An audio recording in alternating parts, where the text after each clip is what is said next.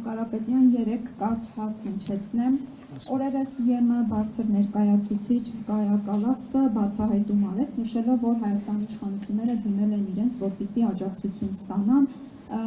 Կայա Կալասը նշել է, որ 2026 թվականին Հայաստանում ընտրություններ են եւ այդ ընտրություններից առաջ իրենք պետք է աջակցություն ցուցաբերեն Հայաստանին,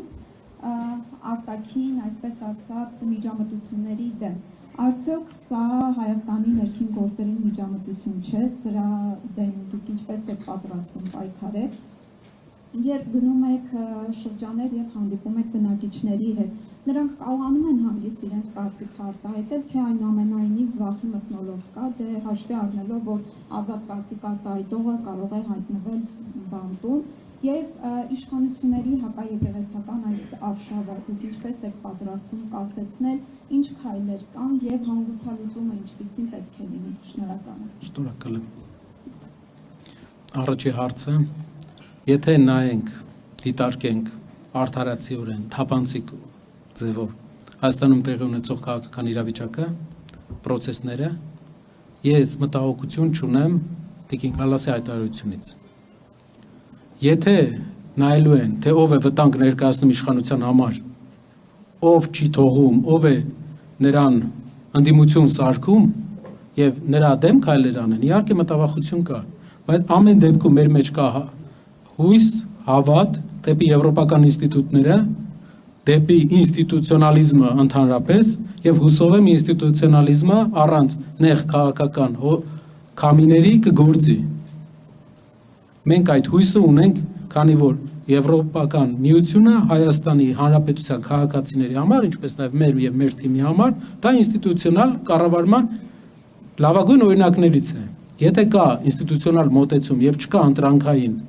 մոտեցում ուղղակի այն մարդկանց, ովքեր ներկայացնում են հասարակությանը փոխելու ամենամեծ առաջարկ անողներին, ուղղակի խաղից փորձել անել, մենք կողմ ենք, թող նայեն, թող դիտարկեն, ամեն ինչ անեն, նորմալ է։ Եթե ամեն ինչ արդար է գնում ինստիտուցիոնալ հիմքի վրա։ Երկրորդ հարցը շրջանները։ Գիտեք, ինչպես առաջ էլ միշտ դա եղել է հայկական հասարակության մեջ, բայց հիմա մի քիչ ավելի սրվել է։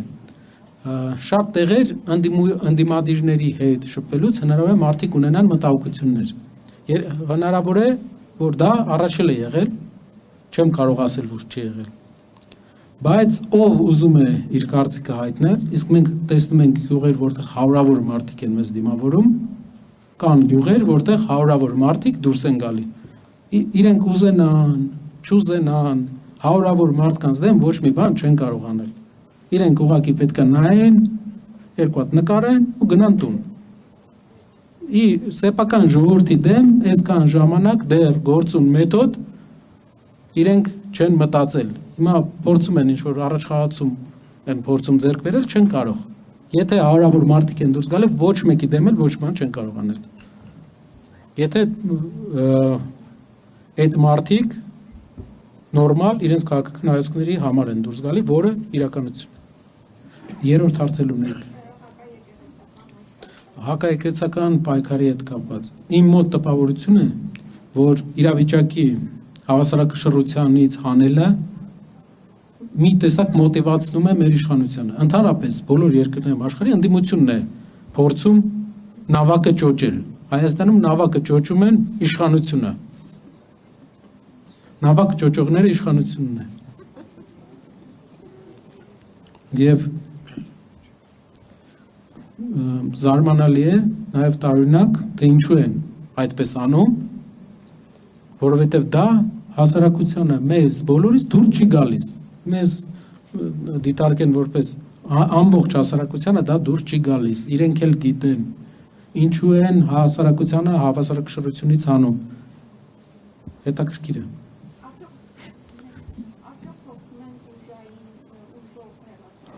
Ուժով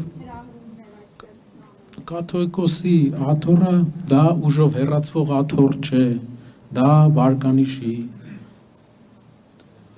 առաքյալների օծման հերթականությամբ եկած Գրիգոր Լուսավորչի աթոռն է, որը պետք է ընդունի հայ ժողովուրդը, դա ֆիզիկապես մի վերցնովի բան չէ, դա հոգևոր ինստիտուտ է հարյուրավոր տարիներ Հայաստանում։ Չի կարող ֆիզիկապես մեկը գնալ Էջմիածնում նստի, ասի ես եմ կաթողիկոսը։ Կա ընթացակարգ, կա օծման կարգ։ Չի լինում այդպես։ Իրենք մի քիչ մենք փորձում ենք,